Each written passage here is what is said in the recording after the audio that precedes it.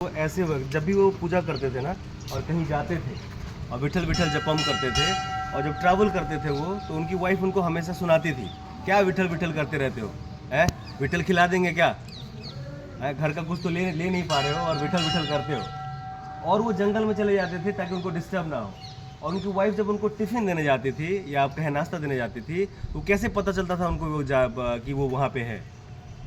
जिस रास्ते से तुकाराम महाराज आते थे उस रास्ते से आवाज आता था विठल विठल, है ना। ऐसे थे वो महाराज, इतना प्रेम करते थे वो भगवान विठल को।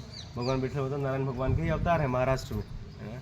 ये भी अलग कहानी है कि पांडुरंगा पंढरपुर में जब महाराज जी थे, उनका ऐसा था कि एक दिन अपने माता पिता को लेके वो काशी आ रहे, है ना। ध्यान से सुनिएगा स्टोरी बहुत ही।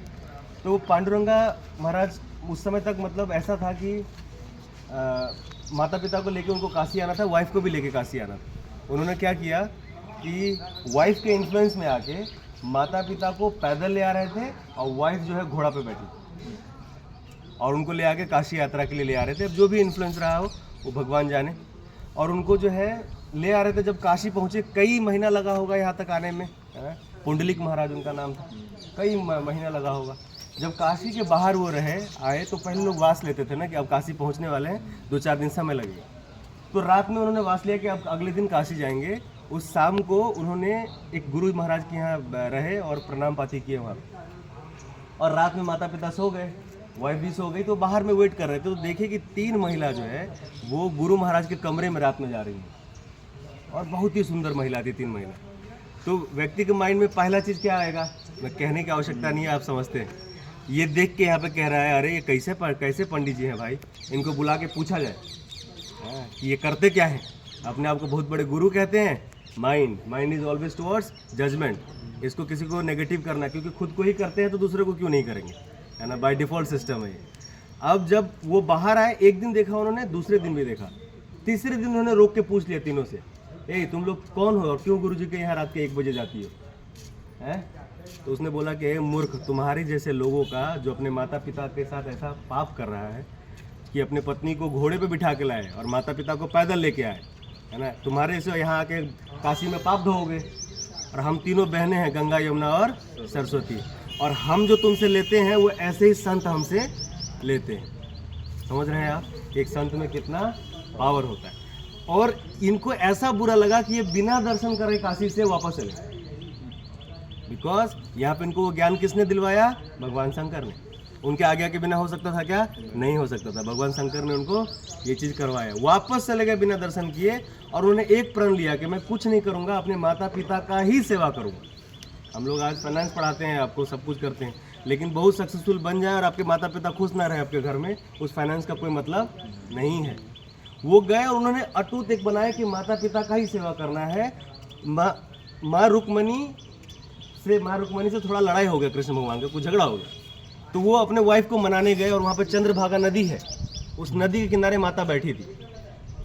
अब भगवान तो अपने वाइफ को मनाने के लिए निकले थे। भगवान ने एक चीज़, भगवान के उसमें आया हृदय में कि कोई ऐसा व्यक्ति यहाँ पे अपने माता पिता का ऐसे सेवा कर रहा है कि उसके माइंड में उस सेवा के अलावा कुछ भी नहीं चल रहा है, मतलब 100% होना।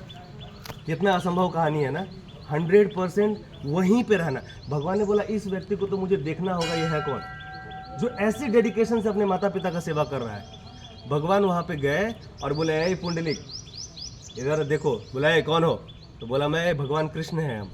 तो बोला खड़े रहो बाहर। बोला क्यों, बोला कि क्योंकि अभी माता पिता का सेवा कर रहे हैं, थोड़ी देर बाद मिलेंगे।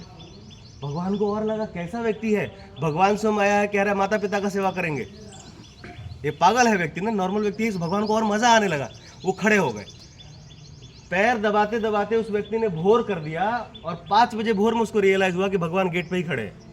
और वहाँ पे गए और उसने क्या किया था ना, ईंट जो होता है ना, ईंट को ऐसे फेंक दिया और बोला कि आप यहाँ पे चाहे तो बैठ जाइए। तो भगवान बैठे नहीं, उस ईंट पे खड़े हो गए। और चूंकि वो थक गए थे तो उन्होंने अपने कमर पे ऐसे हाथ रख लिया। तो अब जब महाराष्ट्र जाएंगे तो आप देखेंगे विठल भगवान ऐसे ही है, क्योंकि वो थक गए थे बेचारे। जब पुंडलिक आया तो इतना विभोर हो गए थे भगवान की, पूछा कि मांगो पुंडलिक, क्या मांगते हो, है ना, क्या तुमने मतलब कैसे तुमने ये भक्ति प्राप्त किया, भगवान से पूछ रहे, है ना। उसने क्या बोला पता है आपको, पुंडलिक ने बोला कि मुझे कुछ भी नहीं चाहिए, बोला नहीं मैं आया हूँ तुमको देने, मांगना पड़ेगा। बोला नहीं कुछ नहीं चाहिए हमको, हमको एक ही चीज़ चाहिए कि मैं जब जब पैदा हूँ इसका बेटा बनूँ और इसका मैं सेवा करता रहूँ।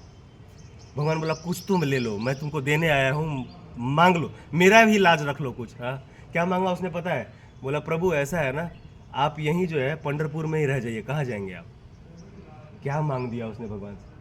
वो कह रहा था हम कुछ नहीं चाहिए, लेकिन बोला कि जब आप जिद ही कर रहे हैं तो यहीं रह जाइए। भगवान ने क्या बोला कि मैं अब यहीं पे इस शरीर को जब छोड़ूंगा तो एक विग्रह खड़ा होगा, वो स्वयं मैं हूँगा और मुझको पांडुरंगा के रूप में जाना जाएगा। जैसे कृष्णा प्रेम के लिए जाने जाते हैं ना, वो प्रेम से भी जो है आप एक्सट्रीम फॉर्म ऑफ प्रेम कह सकते हैं। कहते हैं कि पांडुरंगा को आप कुछ भी प्रार्थना करिए, पांडुरंगा सुनते हैं।